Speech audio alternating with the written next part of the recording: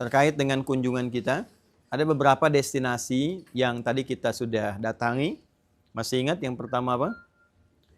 Masjid Quba. Masjid Quba ke arah tenggara dari sini, jarak kurang lebih 5 km. Kan? Apa yang didapat di situ? Kalau cuma sholat saja, bagus, gak apa-apa. Insya Allah dapat pahala. Sesuai dengan keterangan hadis Nabi SAW. Kan? Man tatahhara fi baitihi thumma ata masjid Quba fa shalla rak'ataini fa kana alaihi ka ajri umratin. Demikian di At-Tirmidzi, demikian di Ibnu Majah ya, disampaikan At-Tirmidzi, kemudian di Ibnu Majah dikuatkan juga beberapa hadis yang lain. Siapa yang bersuci kemudian berangkat dia ke Masjid Quba, menunaikan salat 2 rakaat, dia mendapatkan pahala senilai umrah. Ka ajri umratin, bukan setelah umrah. Jangan disimpulkan ya udah dapat pahala umrah saya nggak usah berangkat lah di sini aja gitu kan. Tidak demikian. Ya, jadi pahalanya dapat, tapi prosesnya untuk umrah bagi yang mau umrah harus dilalui. Dan itu mahal sekali.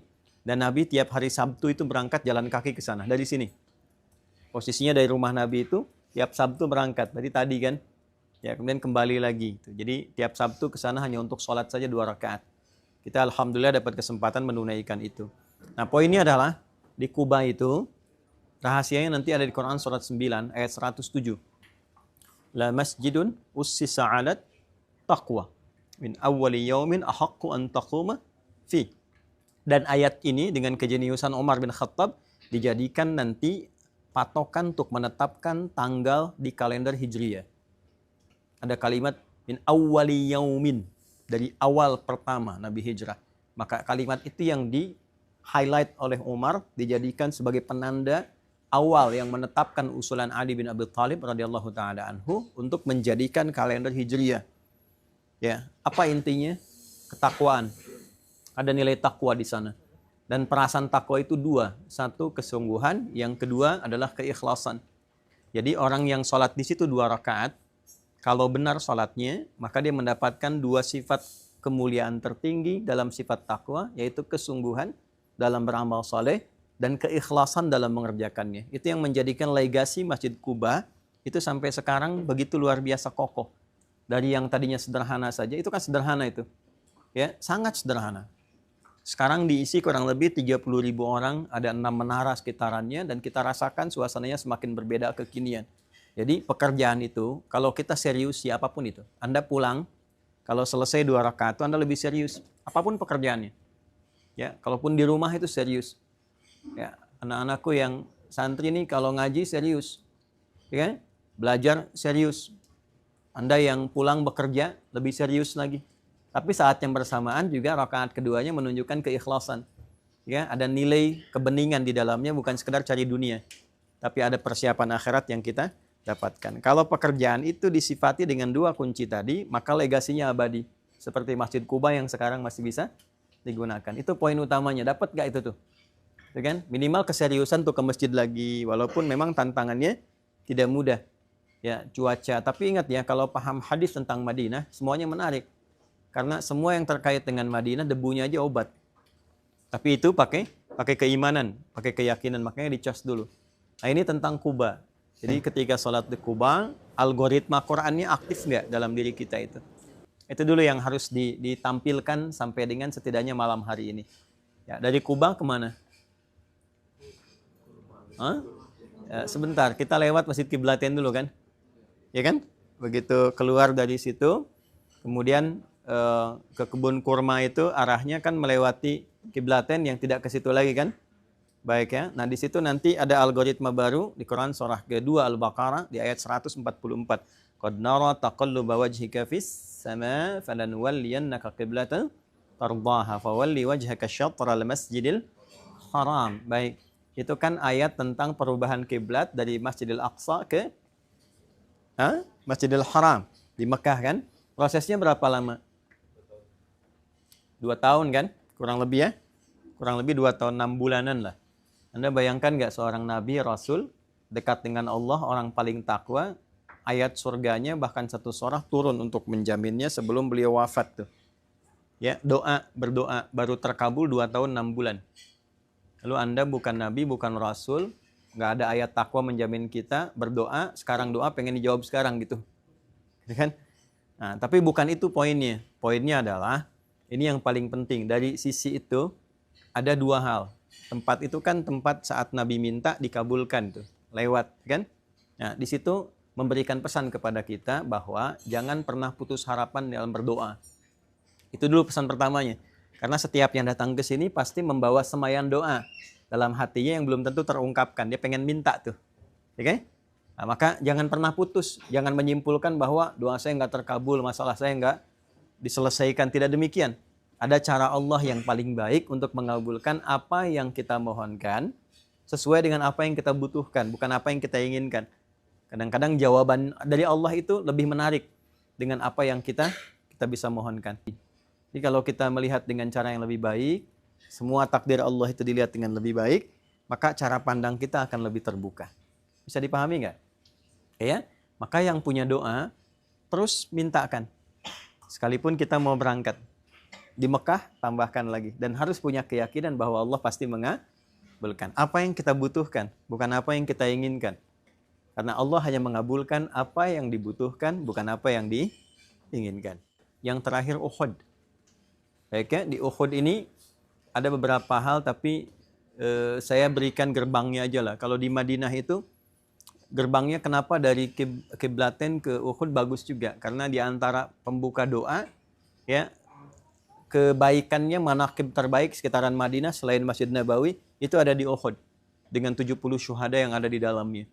Maka di situ sebetulnya ziarahnya yang baik, doanya yang baik. Kalau terbuka kebaikan itu, insya Allah apa yang kita minta dengan wasilah para syuhada itu, yang kita mohonkan dengan tawassul, konsepsinya di Quran surat kelima, di ayat ke-35.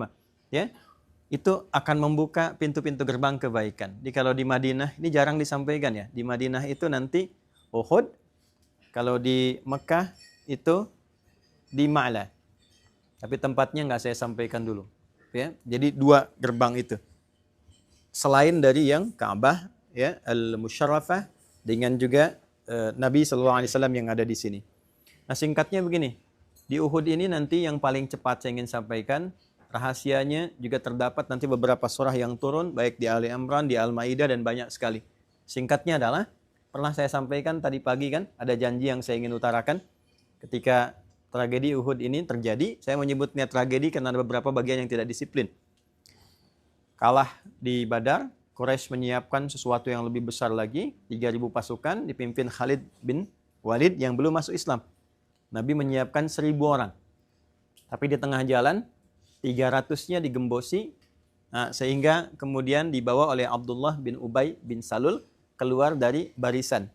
Ya, desersi 300 orang, meninggalkan al-firar minaz zahaf, meninggalkan medan perjuangan. Sisa berapa? Tinggal 700. 700 itu bukan semuanya juga optimal untuk berjuang.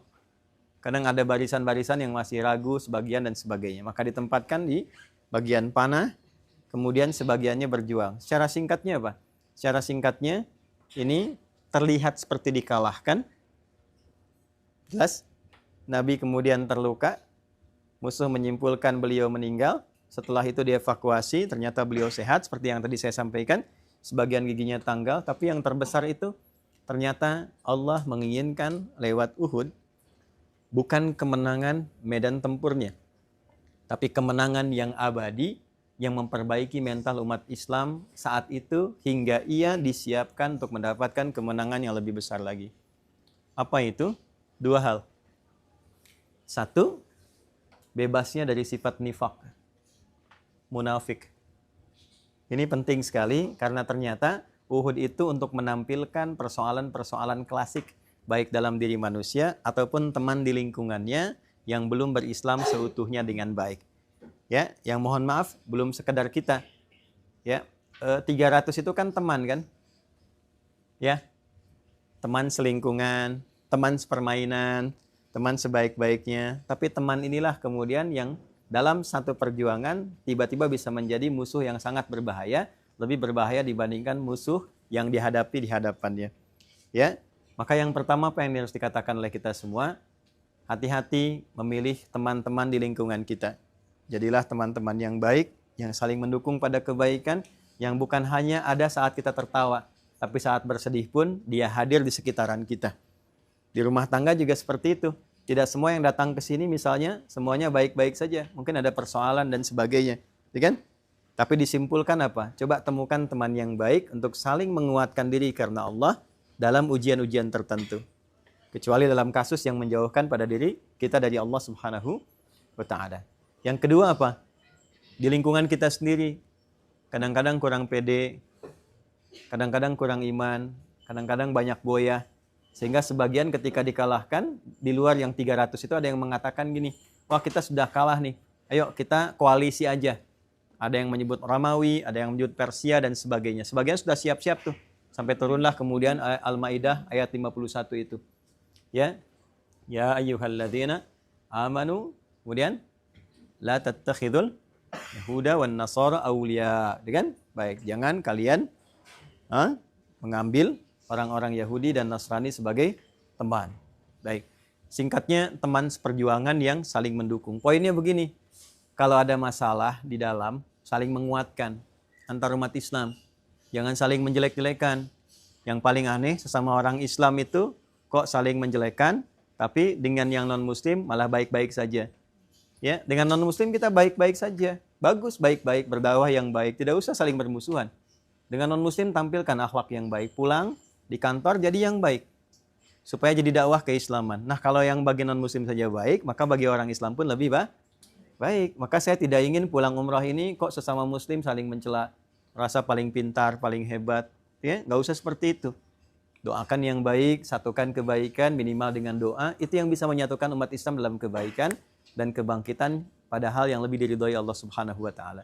Jadi kalau pulang dari Uhud itu semangatnya lebih baik untuk berjuang. Lebih baik pada diri kita, waspada pada lingkungan yang tidak baik. Saat yang bersamaan kita mencoba untuk menampilkan rahmat dalam kehidupan, khususnya di lingkungan umat Islam sendiri. Jelas sampai sini?